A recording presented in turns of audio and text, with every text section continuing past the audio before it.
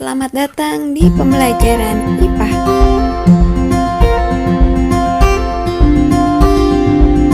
Apa aja sih materi IPA yang akan dipelajari di kelas 9 SMP semester 1? Yuk kita simak videonya.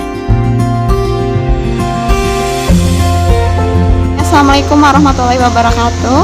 Apa kabar kalian? Semoga kalian semua selalu dalam lindungan Allah Subhanahu wa Ta'ala. Salam kenal dari Ibu. Ibu bernama Nina Wirdianti. Ibu mengajar IPA di kelas 9. Oke, IPA. Gimana nih materi-materi sebelumnya? Udah lupa? Masih ingat? Atau pastinya di kelas 9 kita akan belajar materi-materi baru. Di semester 1 ini kita akan belajar 6 bab. Apa aja ya? Nah, kita akan belajar tentang sistem reproduksi manusia. Yang kedua, kita akan belajar tentang sistem reproduksi pada tumbuhan dan hewan. Bab yang ketiga, kita akan belajar tentang pewarisan sifat. Bab yang keempat, kita akan belajar tentang listrik statis dan penerapannya pada sistem saraf.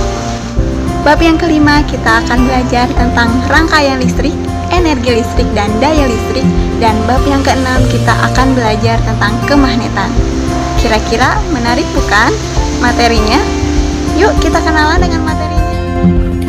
Bab pertama yang akan kita pelajari yakni tentang sistem reproduksi pada manusia.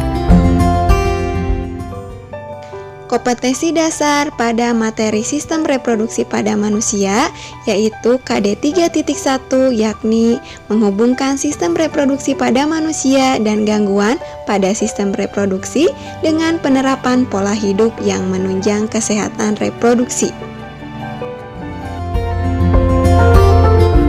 Sebelumnya, kita coba lihat salah satu ayat Al-Quran yang berhubungan dengan materi sistem reproduksi. Salah satu ayat Al-Quran mengenai sistem reproduksi pada manusia yakni surat Al-Insan ayat 2 yang artinya, sesungguhnya kami telah menciptakan manusia dari setetes mani yang bercampur yang kami hendak mengujinya dengan perintah dan larangan. Karena itu, kami jadikan dia mendengar dan melihat. Pada ayat tersebut dijelaskan bahwa manusia tercipta karena bertemunya sperma dan ovum yang dikenal dengan proses fertilisasi atau pembuahan. Hal tersebut berarti pada ayat ini membicarakan juga mengenai laki-laki dan perempuan. Kemudian, poin penting lainnya yang dijelaskan pada ayat tersebut yakni dimilikinya kemampuan reproduksi pada manusia berarti juga manusia harus bisa menentukan mana yang baik dan mana yang salah. Perilaku yang baik, kalian sebagai remaja muslim harus menjalankan semua perintah Allah Subhanahu wa Ta'ala. Salah satunya menjaga aurat dan menjaga pandangan dan penglihatan yang berhubungan dengan hubungan antar lawan jenis. Selain itu, kita juga harus bisa menjauhi larangan yang berhubungan dengan hubungan lawan jenis yang dapat menyebabkan dosa. Paham bukan?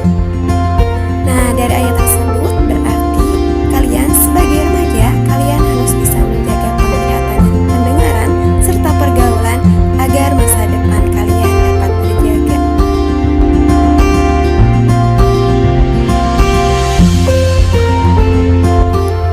Pada materi sistem reproduksi, yang pertama, kita akan mengenal tentang pembelahan sel. Pembelahan sel dibagi menjadi dua, yakni pembelahan secara mitosis dan pembelahan secara meiosis.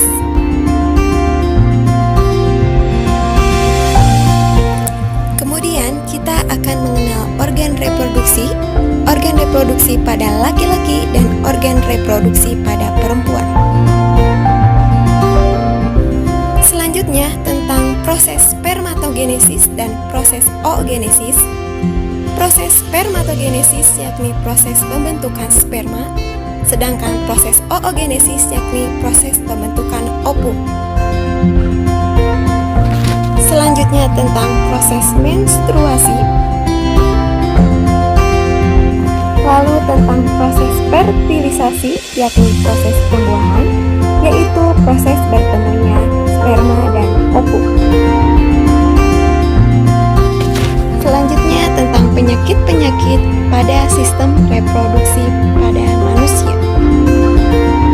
Lanjut ke pertanyaan.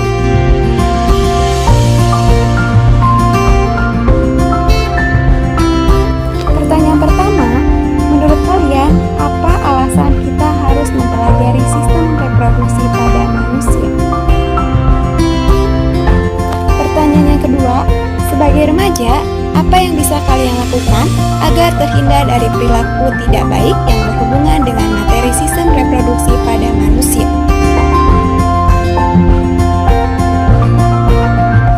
Yang ketiga, buatlah 2 pertanyaan mengenai sistem reproduksi pada manusia, lalu silakan kalian cantumkan jawaban dari pertanyaan yang telah kalian buat.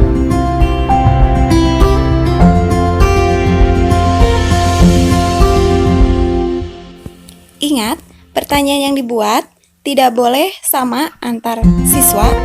Kemudian, kalian bisa mengerjakan tugas di Google Classroom di folder tugas. Sampai jumpa di pertemuan selanjutnya. Assalamualaikum warahmatullahi wabarakatuh.